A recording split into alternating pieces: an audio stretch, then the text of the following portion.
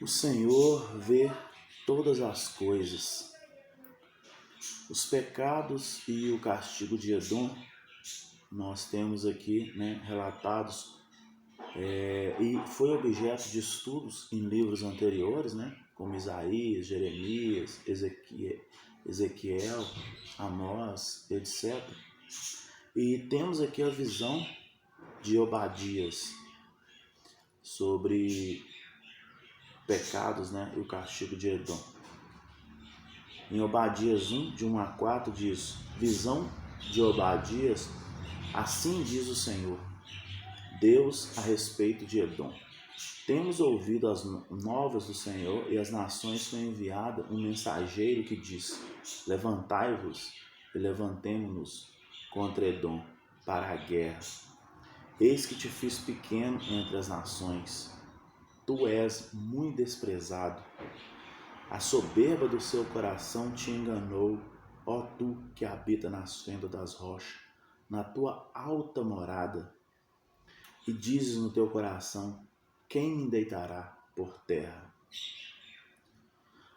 Então, nós temos aqui, e isso já foi estudado, mas o livro de Obadias ele vem mostrando, que Edom, e não só Edom, como outras nações que se voltaram, e acharam que o povo de Israel, havia caído, e inclusive foi uma das nações que zombaram.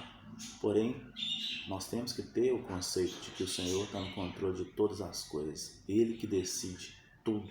Então, por mais que às vezes nos sobrepujamos em algum momento, nós temos que ter muito cuidado para não nos ensoberbecermos, porque só o Senhor detém tudo.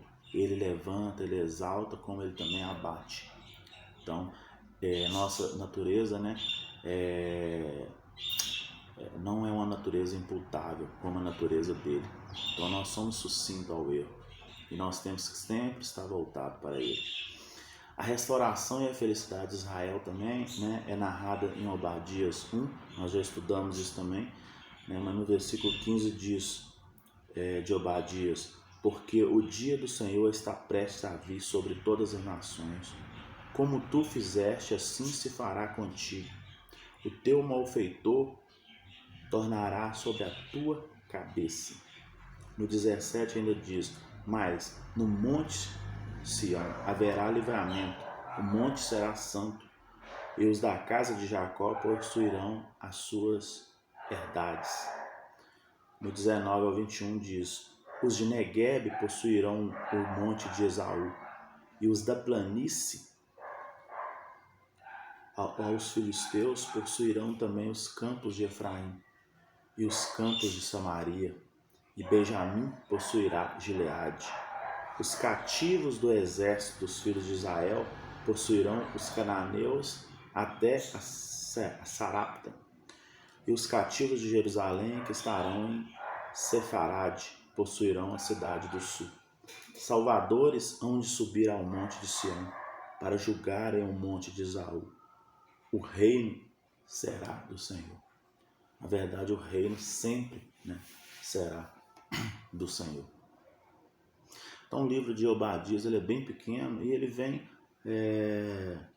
praticamente constatando coisas que nós já estudamos anteriormente, sobre Israel se voltar contra o Senhor ou esquecer-se do Senhor. E nós, seres humanos, temos uma facilidade tremenda de nos esquecermos de como o Senhor foi compassivo e bondoso conosco nos dias maus.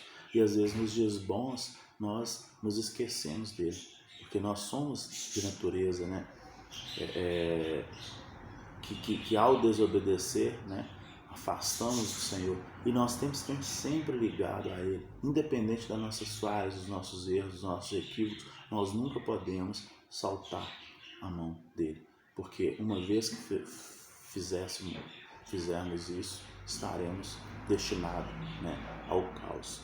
Como aconteceu com o livro agora, o Obadias é muito pequeno, então nós vamos estudar agora ainda o livro de Jonas, E o livro de Jonas, nós vemos a vocação de Jonas. né, e a sua fuga e o seu castigo, como se pudéssemos fugir, né, de diante do Senhor. Em Jonas está narrado aqui do versículo 1 ao 3, dizendo: veio a palavra do Senhor a Jonas, filho de Amitai, dizendo: dispõe-te e vai à grande Nínive e clama contra ela, porque a sua malícia subiu até a mim. Jonas se dispõe, mas para fugir da presença do Senhor, para Tarsis. E tendo descido a Jope, achou um navio que ia para Tarsis, pagou, pois, a sua passagem e embarcou nele, para ir com eles para Tarsis, para longe da presença do Senhor. Como se nós pudéssemos, né, fugir. Aonde nós podemos ir, no alto ou no baixo, em qualquer lugar, estaremos diante. Se você não tem a dimensão, entra no Google e pesquisa, né, a dimensão do tamanho do universo, galáxias e galáxias, planetas maiores que o nosso, tudo obra de tua mão. Então, como podemos fugir, né?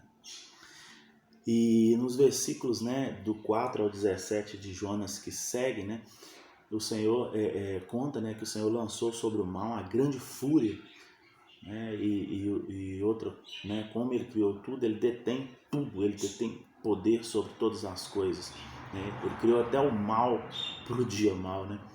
E os marinheiros que estavam no navio, né, atemorizados e lançando bagagem, achando que o sobrepeso, né, poderia talvez estar fazendo com que, no intuito, né, de se salvarem, de buscar algo que fizesse com que o navio ficasse mais estável. E clamam, né, os seus deuses no desespero, mas de nada adianta. E ao encontrar Jonas dormindo, tranquilo no porão, como se, né, fosse possível, eles indagaram a ele a invocar, né, seu Deus e jogarem, né, jogá-lo depois, né, a sorte sobre quem poderia estar causando aquilo ali. E a sorte caiu em quem? Em Jonas, né? Então, como nós estudamos lá no livro de Jó, e depois é interessante que depois do livro de Jó, aqui no livro de Amós também fala, né, sobre o estreleiro o estrelo, né, do céu, os 7 estrelas, né? Fala sobre lá em Jó o zodíaco, né? Tudo ligado à sorte do homem nessa terra, né? Desde o seu nascimento e tudo que são leis universais, né, que o Senhor criou, e ele simplesmente permite que o ser humano, né, entre nessa linha, ou de acordo com a sua sorte ou não, né, que ele venha passar pelo que foi determinado. Porém, ele tem o poder de intervir, né, em qualquer momento, em qualquer situação, porque ele é criador de todas as coisas. Então, ele joga uma sorte e cai sobre Jonas, né? E eles ali atemorizados, eles falam: olha, que não recaia sobre nós, né, o sangue dele, né, que nós não se responsabilizamos pelo ato, mas sentiram obrigado a jogar Jonas, né, no mar, como Jonas havia dito. Ele falou: olha, isso está acontecendo por mim. Então ele percebe, né? E naquele momento ali eles, né? A questão do ser humano, né? Quando ele se sente acuado, é questão de sobrevivência. Então eles viram que não havia outra forma a não ser lançar ele no mar. E eles jogam ele no mar, né? Que foi tragado rapidamente por um grande peixe, né? Deparado pelo Senhor. E aí vem, né, a pergunta: quem pode fugir do Senhor? E aí nós vemos uma das orações muito interessante, que é a oração de Jonas, no ventre do peixe. E é interessante percebermos que a nossa natureza, por mais que sejamos contritos ao Senhor, por mais que buscamos o Senhor, estamos, né, predispostos a sermos esses seres imperfeitos, a errar. E nenhum problema quanto a isso. A vida segue. Porém, nós temos que ter a humildade de reconhecer o nosso erro e de buscar o Criador de todas as coisas, porque ele não resiste, né, num coração humilde e verdadeiro. Em Jonas, a oração dele é a seguinte: do ventre do peixe, né, ele orou ao Senhor, seu Deus, e disse: na minha angústia clamei ao Senhor, e ele me respondeu. No ventre do abismo gritei, e tu me ouviste a voz, pois me lançaste no profundo no coração dos mares, e a corrente das águas que me cercou, todas as suas ondas e tuas vagas, passaram por cima de mim. Então eu disse: lançado estou de diante dos seus olhos. Tornarei porventura a ver o teu santo templo? As águas me cercaram até a alma, o abismo me rodeou, e as algas se enrolaram na minha cabeça. Desci até os fundamentos dos montes, desci até a terra, cujos ferrolhos se correram sobre mim para sempre. Contudo, fizeste subir da sepultura a minha vida.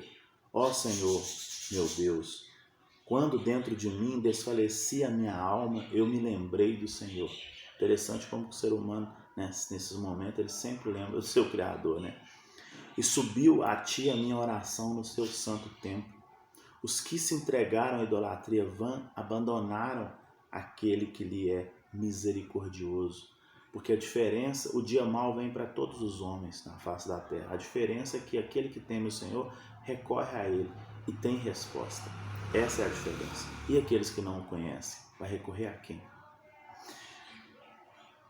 Mas com a voz do agradecimento eu te oferecerei sacrifícios.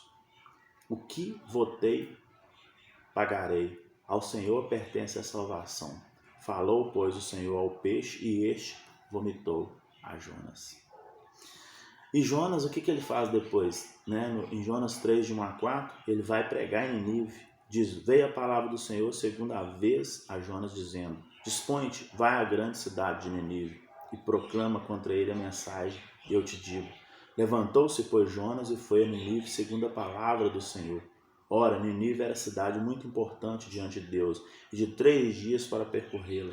Começou Jonas a percorrer a cidade, caminho de um dia, e pregava e dizia: ainda 40 dias e Nínive será subvertida. Interessante porque, Deus ele usa o próprio ser humano para falar aos seus semelhantes.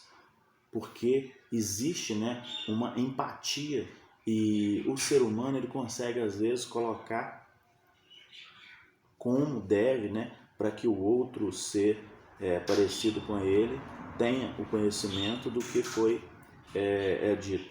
E Jonas ele vai e prega a cidade de Nínive, e essa é subvertida, ele diz, que ela será subvertida.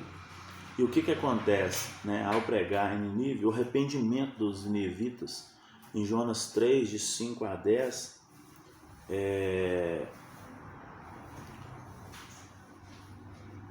diz: os ninivitas creram em Deus e programaram jejum e vestiram-se de pano de saco, desde o maior até o menor.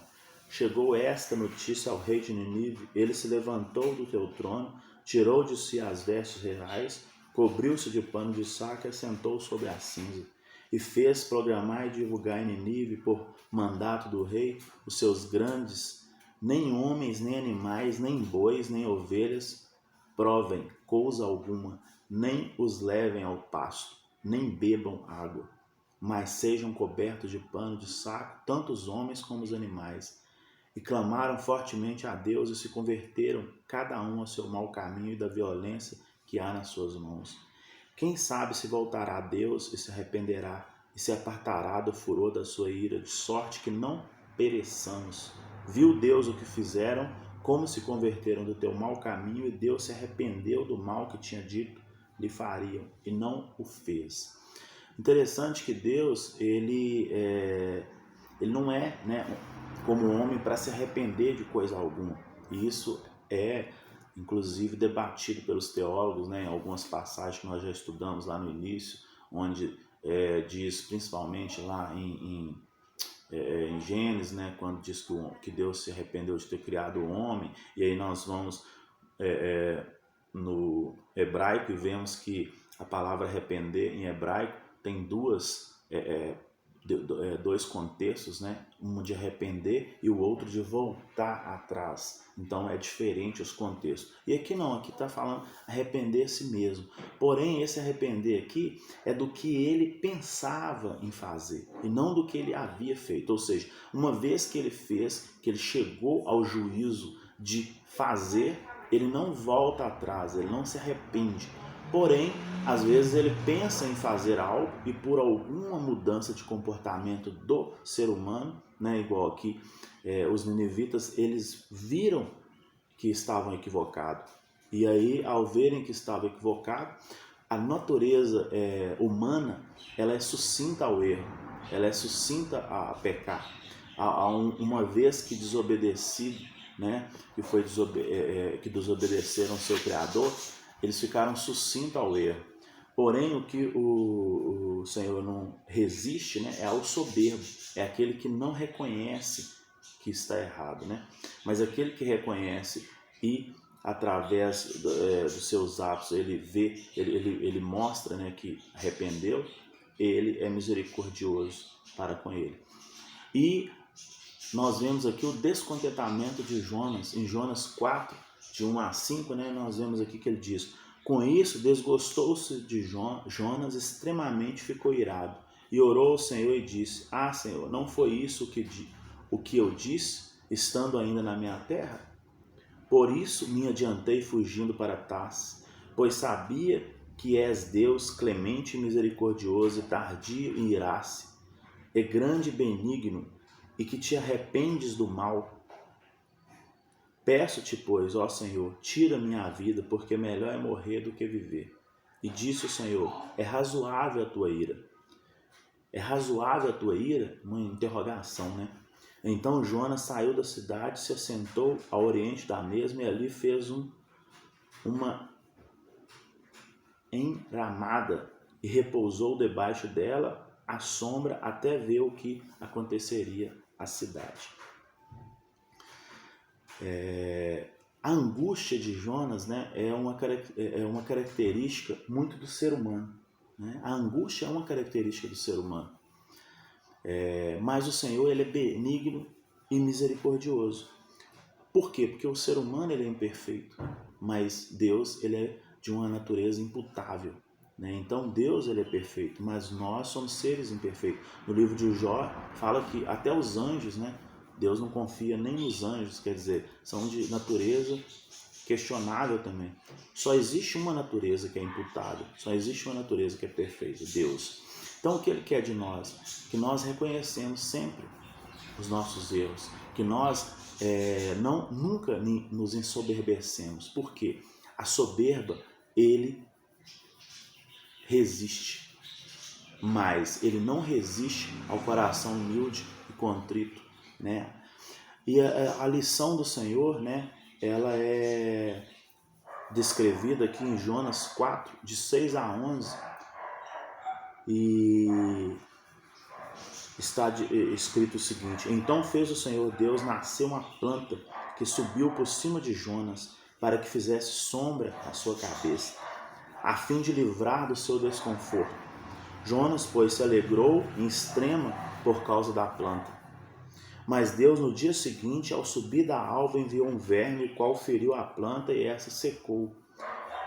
Em nascendo o sol, Deus mandou um vento calmo oriental. O sol bateu na cabeça de Jonas de maneira que desfalecia, pelo que pedia para si a morte, dizendo: melhor me é morrer do que viver. Quer dizer, o homem, ele se regozija quando o Senhor traz algo que é de bom para ele, porém quando vem algo que a vida, né, o traz de entendimento, de lição, às vezes dias de penúria, ele se volta contra a própria vida. Então, quer dizer, ele não sabe lidar com os altos e baixos da vida.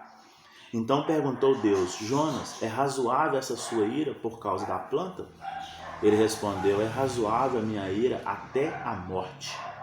Tornou o Senhor: tens compaixão da planta que te não custou trabalho, a qual não fizeste crescer, que numa noite nasceu e numa noite pereceu.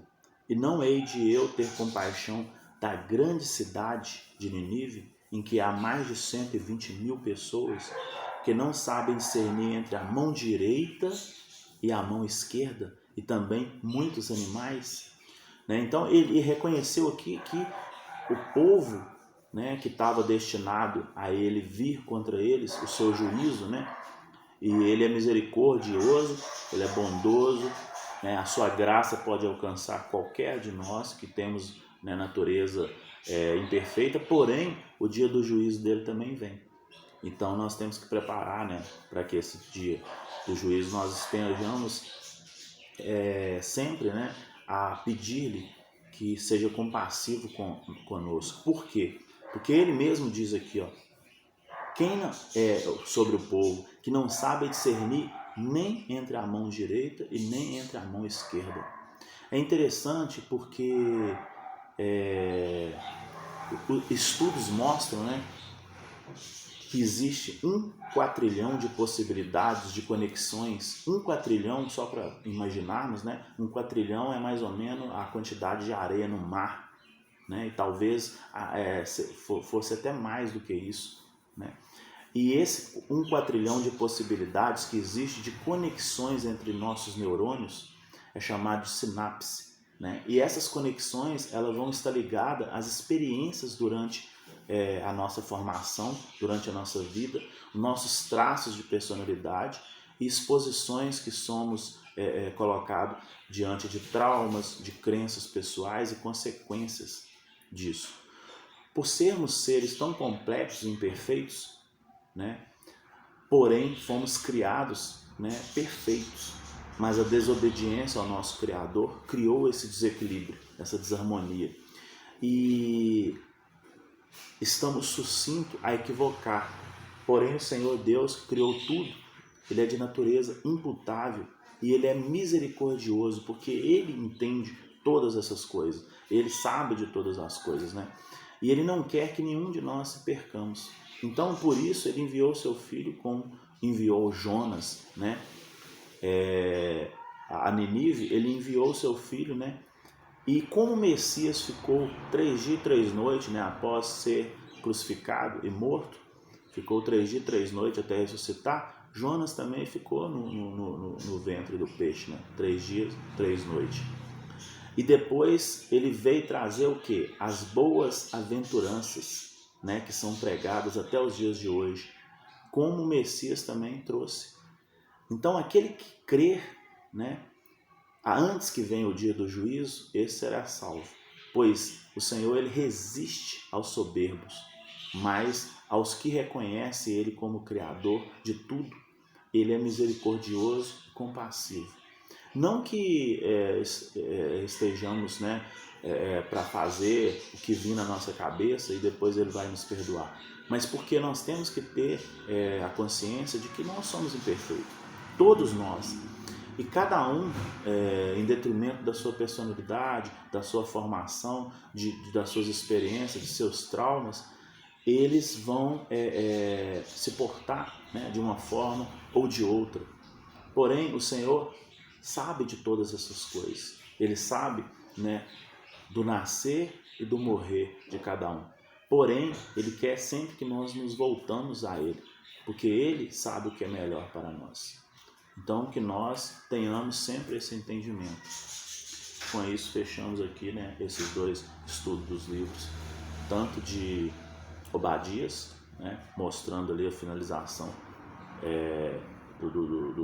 do Senhor, né, vindo o seu juízo contra as nações que zombaram, né, principalmente Edom, de Israel, e a restauração de Israel. Como ele restaurou a sorte de Israel, ele pode restaurar a sorte de qualquer um que se voltar para ele, né? E ele será misericordioso e compassivo, desde que você tenha esse discernimento, né, de que somos falhos, que precisamos dele, que sempre estejamos, né, voltados nossos corações para ele, pedindo para que ele possa, né, nos iluminar e nos fortalecer e nos dê sabedoria para que possamos alcançar, né, corações sábios, para que no dia do juízo, o que pesar, que coisas ruins sempre vão ter, porque, né, ao desobedecer lá no Éden, todos nós, né, trilhamos um caminho